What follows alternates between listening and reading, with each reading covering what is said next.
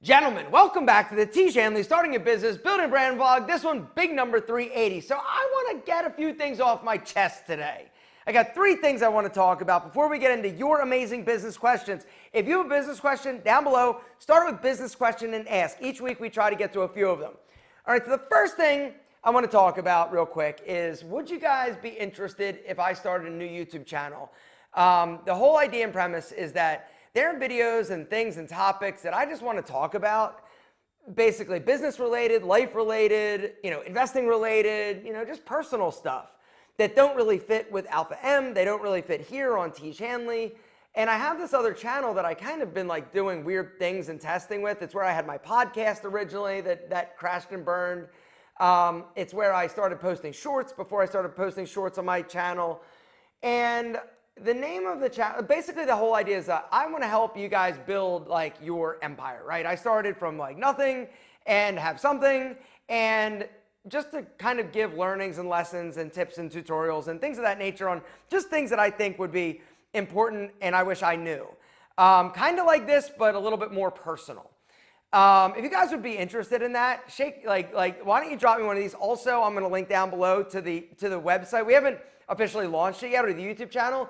It's called, the name is Alpha Empire. Alpha Empire, right? Help you build your empire. And me tell you some stories and lessons I've learned along the way of me building mine. I think it'd be fun. I'm working on a logo now. I'm kind of excited about it just because I feel like that's one of the things. Like, I love making videos. I love making content. And there are things, though, like when you have a big YouTube channel, there's pressure that comes along with it. There's pressure to get views. There's pressure to, do whatever. And this, I'm just thinking, is more similar to this. Just something that I'm enjoying, that I'm passionate about. And who knows? Maybe it'll grow, maybe it won't. But there's literally like no pressure. No sponsors, just me talking about stuff I want to talk about. If you guys want to check it out, Alpha Empire YouTube channel is going to be down below. Do you guys dig the name? Do you think it's pretty cool? Alpha M, the big empire. Do you think it's cool? I also have that URL I bought a long time ago, alphaempire.com. Do you think it'd be cool? Drop me one of these if you think it would be. Second thing I want to talk about is actually me just bitching. So one of the things that I've really enjoyed in the past, it's been almost probably like 8 months, is getting back into the gym, right? I was working out a lot from home during COVID, but I noticed my body just wasn't feeling right. I was getting injuries. I wasn't like feeling good. My muscles weren't like where they needed to be. And so I decided to start back at the gym, right? And I've loved it. Well, I was kind of a little bit stagnant at my LA Fitness. It was just kind of boring. And then this new Crunch Fitness opened, and I'm like, let me go check it out. And so I go, and it's young, like really, really young. I feel literally like one of the oldest people in there. And at first I was like, all right, I can handle this. I can hang with it.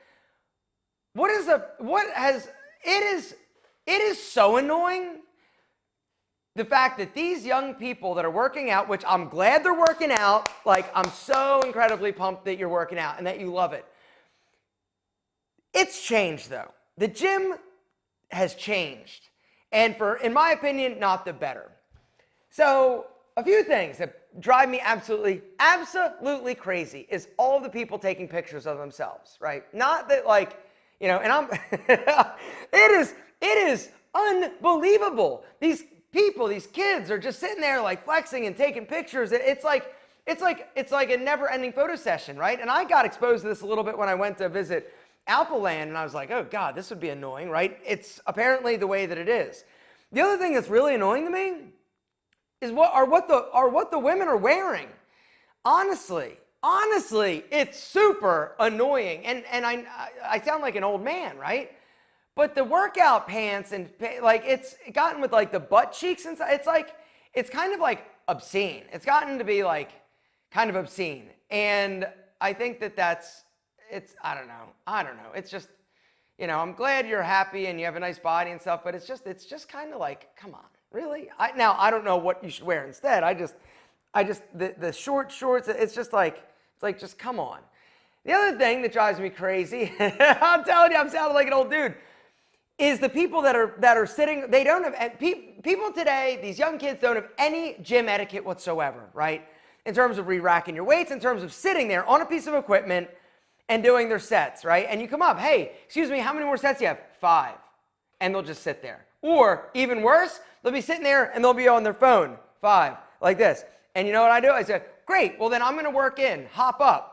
And they look at me like I'm like some like big asshole, but it's like, get up. I'm trying to like, hey, I'll work in, I'll be quick, you know, thanks, great, thank you. And the other thing that's annoying, yesterday I was in there working out and there's some freaking idiot filming himself. I'm like, dude, I go up to him, I'm like, how many sets do you have? He goes, I got 3 left.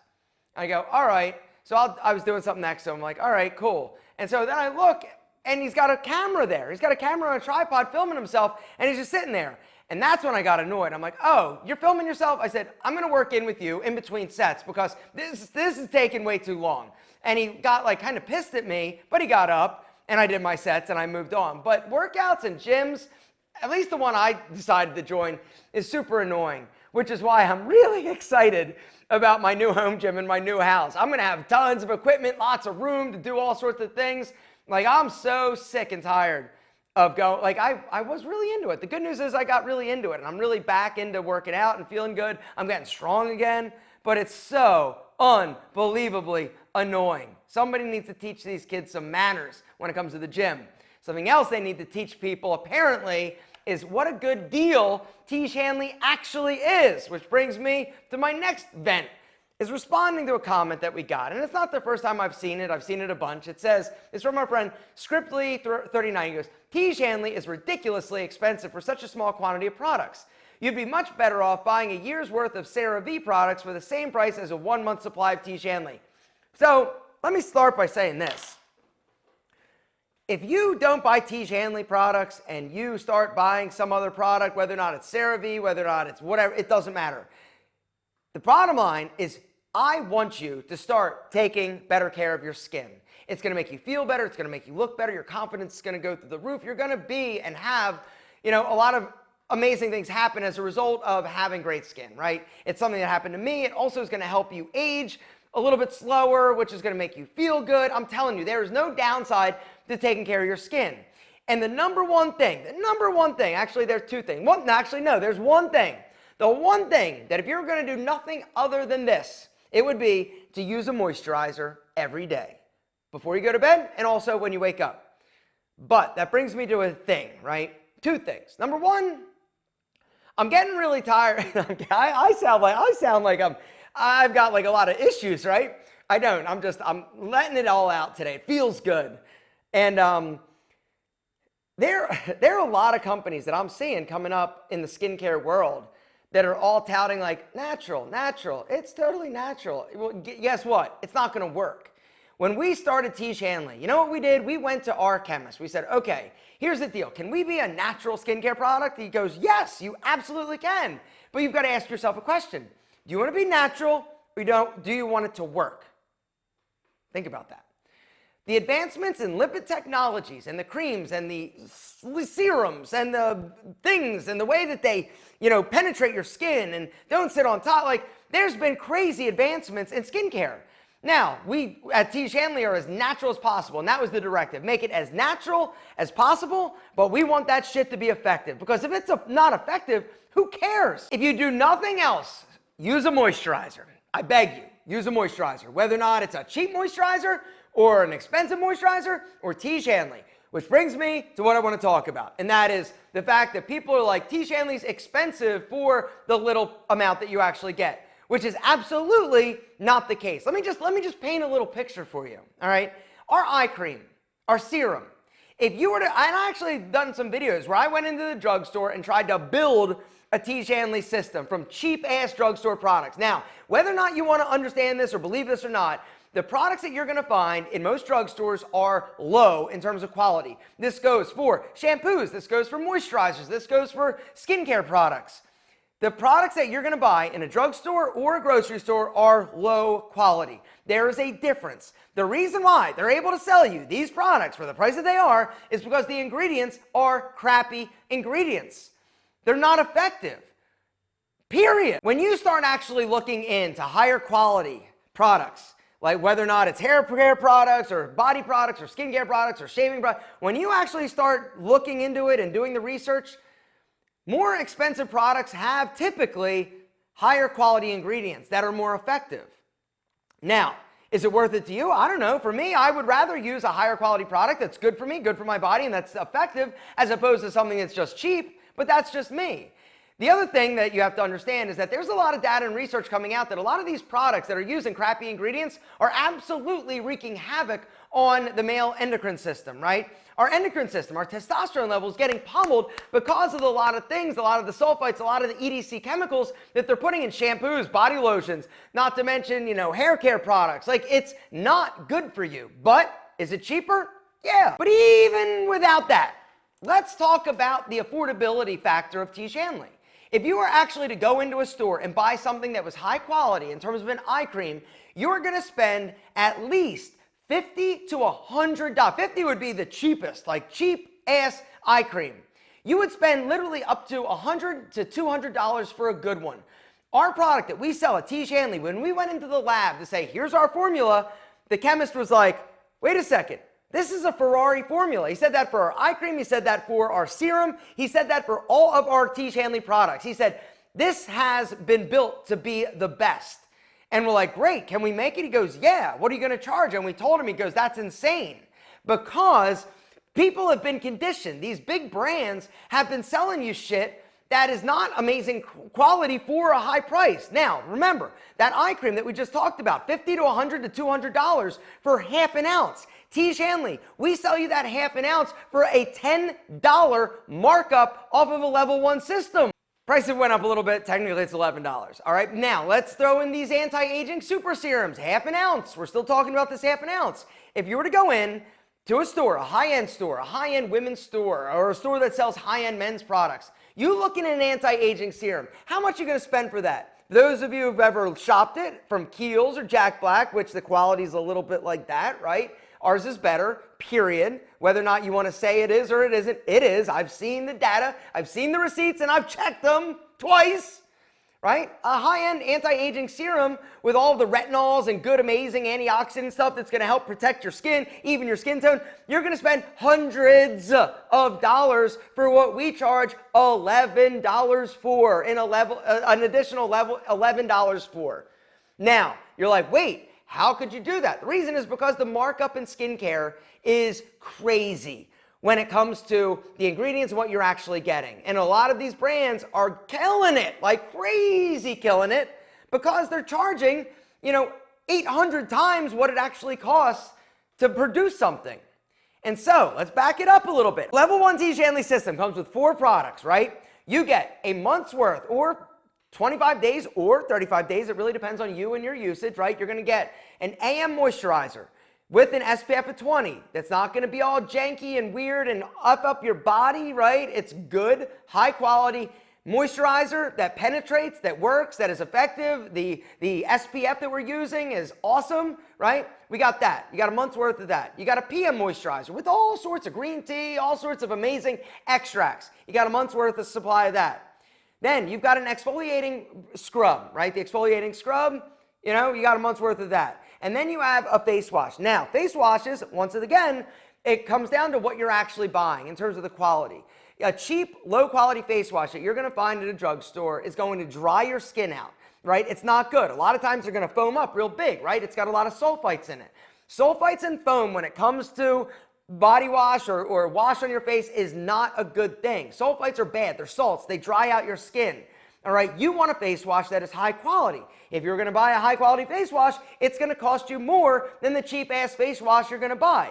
And so, for a level 1 system, you're paying $44 for a month's worth of 4 high quality products. If you were to go out and actually buy high quality moisturizers, AM and PM, right? 2 of those. And then you back it out because of the ounces, right? We give you like smaller amounts. Then you're going to buy in like a 5-ounce bottle or whatever. That's fine. You can divide it by 5, do the math, whatever, right? You buy those 2 products. You buy a good high quality exfoliating scrub and a high quality moisturizer or a high quality face wash. And you do the math. You crunch the numbers, but it's got to be high quality. We are way wildly less expensive. The key is you've got to compare apples to apples. You can't compare rotten termite infested apples with a golden apple. You can't do that, right? Because yeah, we are more expensive. If you compare just a like cheap shit product and a big gallon that's not good, like yeah, it is, on paper, more expensive. Is it technically more expensive? No, because you got to compare apples to apples. But that's my opinion. Anyway, that is the reason why it drives me crazy when people say that. People are ignorant. They don't know. And if you don't know, sometimes you make ignorant assumptions and you assume things. But whatever. As long as you're using a moisturizer, I don't care. But just don't even get it twisted. Tiege ain't expensive. It feels so good to vent. All right. All right. It also feels good to answer your business question. This first business question says, does happiness matter? And is it important to put it aside when running your business in order to become a profitable, successful company? Thank you. You rock as always. Thank you, Fox Miller, 2029. Does happiness matter? Yeah, that's, I would say that is the number one thing. Now, that doesn't mean that, I guess it depends on what you're kind of getting at. Like, you're assuming that by making decisions to run a business successfully and profitably, it's going to make you unhappy. I'm not sure I understand the question. So maybe it would be good if you kind of phrased it and asked it in a different way. Because yes, of course, happiness matters. Do you have to sometimes put aside you're an entrepreneur, you're a business. So sometimes you've got to sacrifice. Sacrifice is part of the equation. And it really, like I said, it boils down to what you consider to be happy and why it wouldn't make you happy to make some of these hard decisions. You know, for me, personally, you know, the decisions and the challenges, those are the things that really give context and meaning to life, not to mention, you know, your business. Figuring out problems and solutions and getting all that, like that's good. Now, would it be easier if you didn't have them? Sure, but then you would take it for granted and it would suck and you'd be like, you'd be bored, right? And so the challenges, even though it may not make you happy and excited to figure them out or to have them, it's important to have them in order to keep you progressing, keep you sharp, and keep you motivated. But if I didn't get or understand your question, let me know down below. Let me know down below. The next business question comes from our friend Kadar Awad. What's going on, brother? He says, if an employee has an idea on how to better manage the company, what advice would you give this employee to sharing their idea with their employer? I'm asking because not every employer takes feedback well. This is true. I've tried to tell my boss at work that it would be more efficient to automate some of the things she makes us do, like updating spreadsheets. She refuses to listen, but I don't think it's because she's arrogant. I think it's because I could do a better job communicating my ideas. Yeah, I don't know. You know, one of the things so everybody, opinions are like a-holes, right? Everybody's got an opinion, but the ones that are more successful are the people that not only have an opinion, they bring solutions to a problem. So I think it would be better suiting you to go to your boss, your employer, whoever, and say, listen, I see that we're doing it this way. This is what I think would basically save us in time. If you can tie things back to saving money, a lot of times they're going to be more apt to listen, right? Now, she may not, but going with the solution or maybe basically giving her an idea on how to do certain things, she may not have the skill set.